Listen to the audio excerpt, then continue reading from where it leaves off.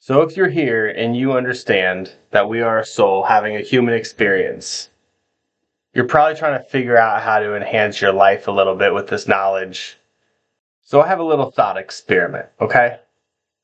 Imagine you die tomorrow and you get back to the other side exactly the way Darius explains it, that you get your power back, you get your abilities back, you can do anything, you can create anything, you can go see anybody, you can reconnect with people, you can relive situations, you can feel the fulfillment, the love, whatever's been missing, and it feels amazing. And you get back and you're like, this is great. And you're like, okay, I'm ready to go back. They're like, what do you mean go back? Well, I would like to go back to that timeline now that I know that everything's good and taken care of and all my people are here. I feel like I could do it better. Like, no, this was the one timeline. Like, you can go create an aspect of it. It could be a big aspect, and you can live in it. But it will be created by you, and you will know that you created it. So, but you want to get back to the current thing. It's like, yeah. And it's like, I'm ready to live. It's almost like, oh shit, everything's good. Okay, I'm ready to live. I mean, I know now that nobody hates me. No one's mad at me. No one's frustrated with me. No one calls me on the red carpet for anything that I've done. I have to deal with my own shit and the way I hurt people. But like no one's judging me the way that I feel like they're judging me. And I've lived this life so scared, so absolutely terrified. And I've wanted for the longest time to be free, to live without the worry of what other people are thinking.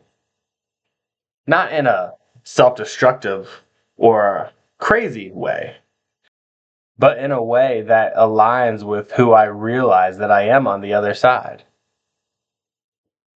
And I feel like there's a lot of us that are going to survive. And we've been surviving we have been surviving in limitation, and it's been tough.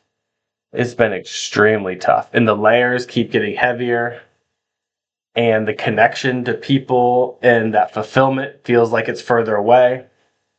And the amount of money that you have to accumulate just to live, let alone if you were to put anything away for the future, seems so far.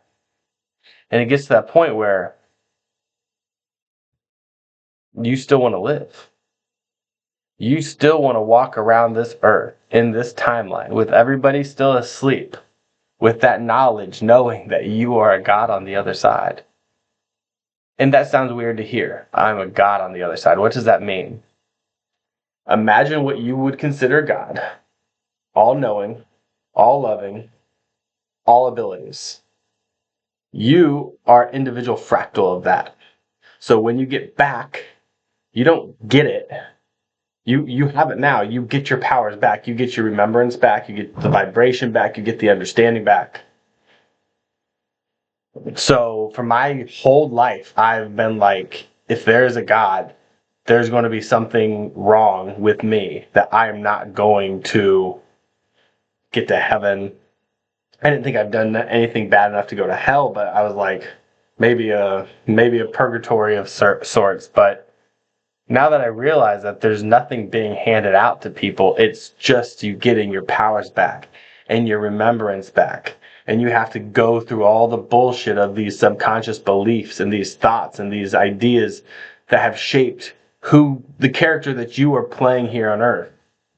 And you're going to see where you were shaped and what influences of your dad or your peers or your grandparents or your friends or your work environment or your boss or whatever was important. You'll see where money or love or drugs or drama or whatever was missing that you were trying to fill. And it's going to be amazing when you get back to the other side. It's going to be fantastic. But you're not going there yet. There's still a lot of life to live. And yeah, this is a shit show. And yeah, it's definitely going to get a lot worse out there before the big wigs crumble and we take back over and we start to make this place a utopian society where it's equal, where there's not people that have and have not. Everybody has what they need. And from my perspective, that seems like so far down the road, so far into the future. It's like if I say my lifetime is 80 years and I'm 43, so the 40 more years.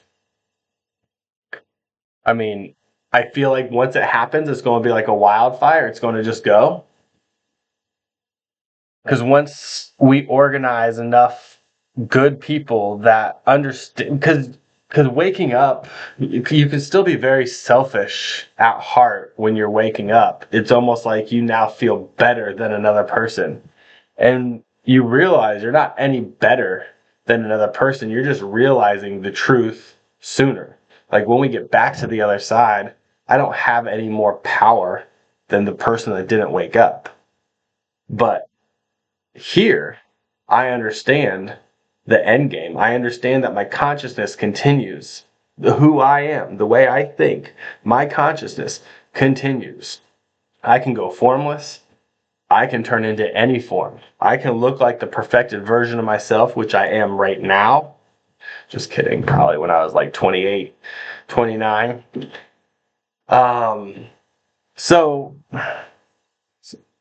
I know that everything continues. I know that whoever is preaching anything that has any type of you have to do this, you must do this, you must pray to that. Well, that's not that can be their truth, but it's not the truth.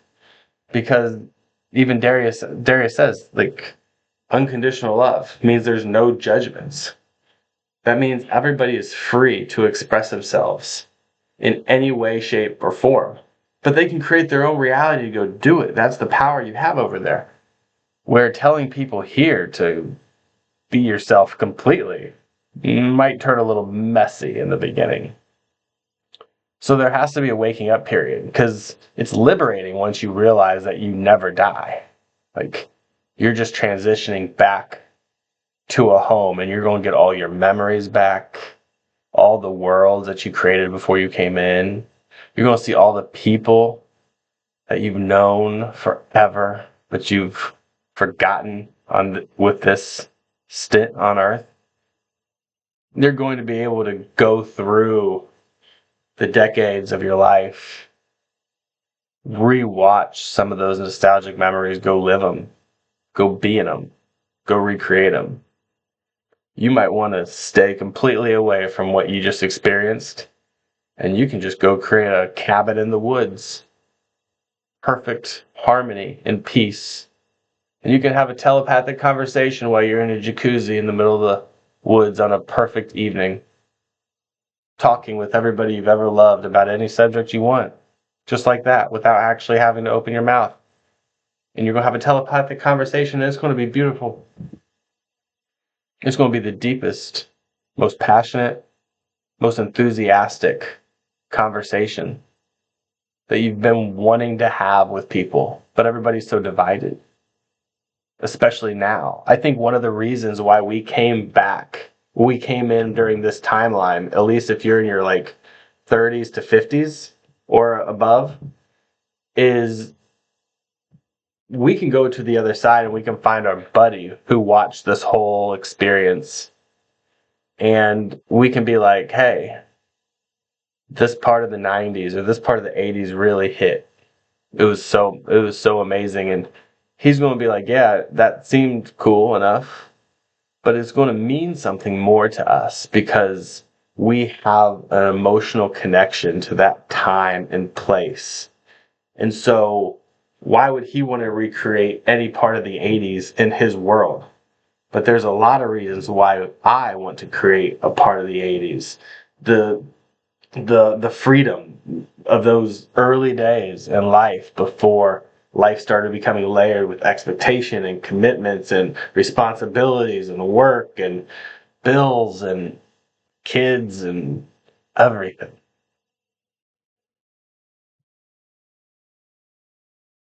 And so I guess I wanted to just remind you guys to go start chasing and working on whatever's on your mind, whatever you want to work on, regardless of what anybody's going to say, regardless of whatever anybody's going to think. Just go do it. Just go start it. And realize that if you really want this, or if there's something you really like, you do not need anybody's permission to do it, especially if it's uniquely your own. It's going to be unique because it's through your filter.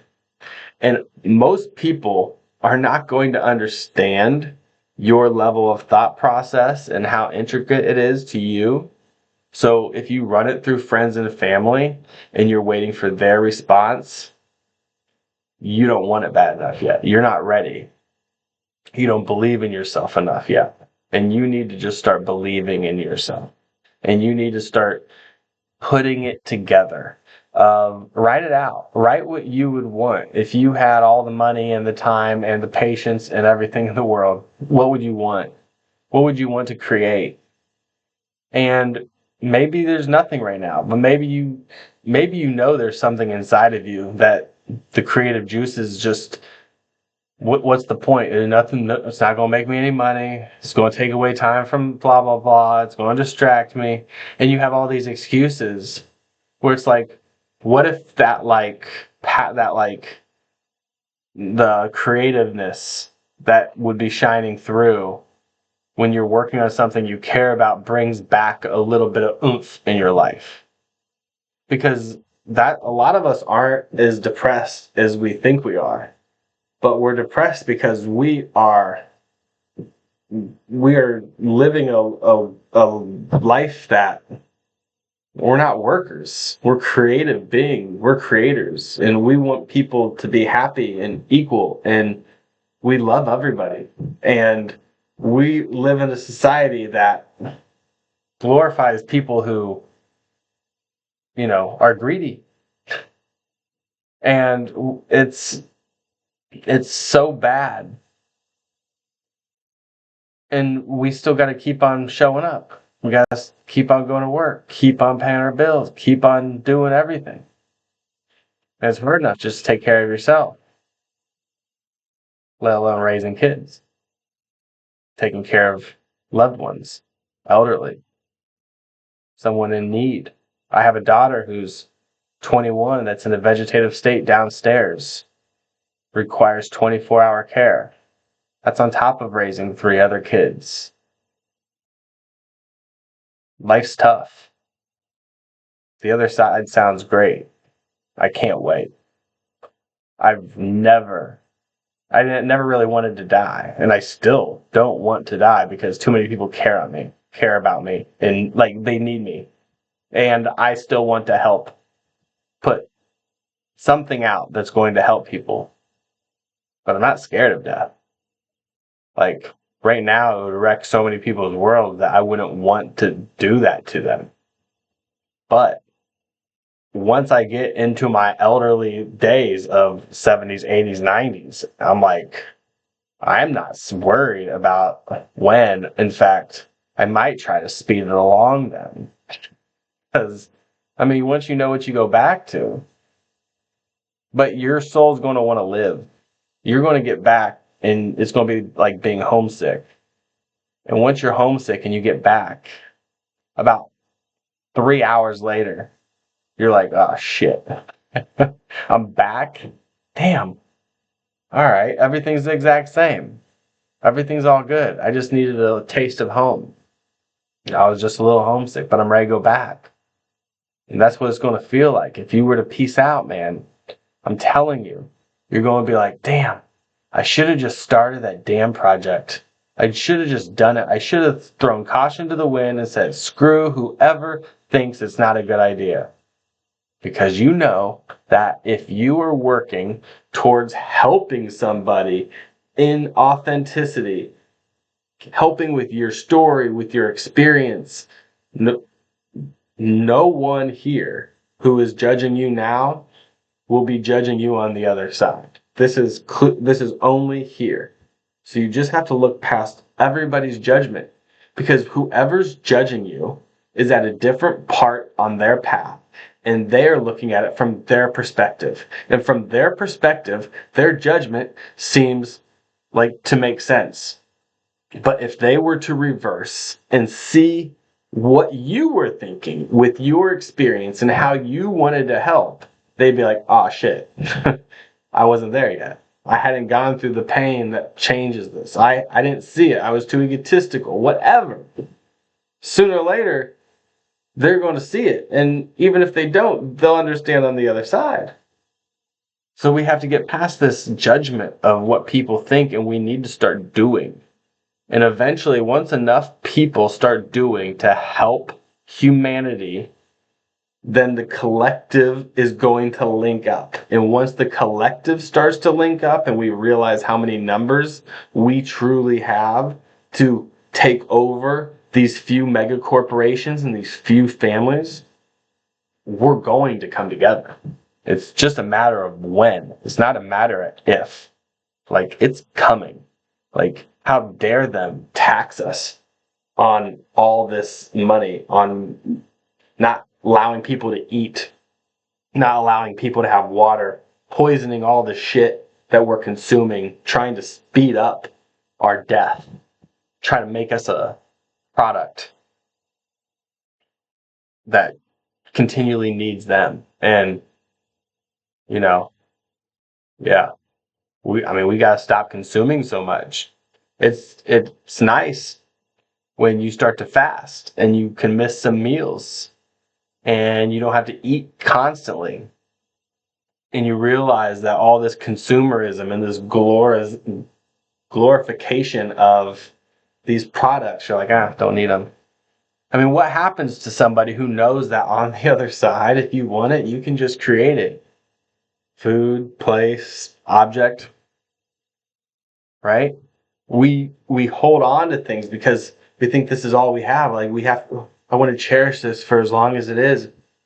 Once you know, like, not only is it all recorded and you can go back and be in that experience in VR, but you can go recreate it on the other side and be in it. And maybe it's just a world of a time and place on this earth that you just absolutely loved. And you can go create it. Maybe you only visit it every once in a while, but it's there. That nostalgia hit right there. You can split your soul off to play different characters that know everything, that can play the character to the T. Or the actual soul can come in and play it, because they can split their soul off. Yeah, I'd love to join you. So this sucks right now. But it's going to get better. And you can bring a peace of mind to your time here on Earth with this understanding. So thanks for listening. I hope you got something out of it. We'll talk again soon. Later.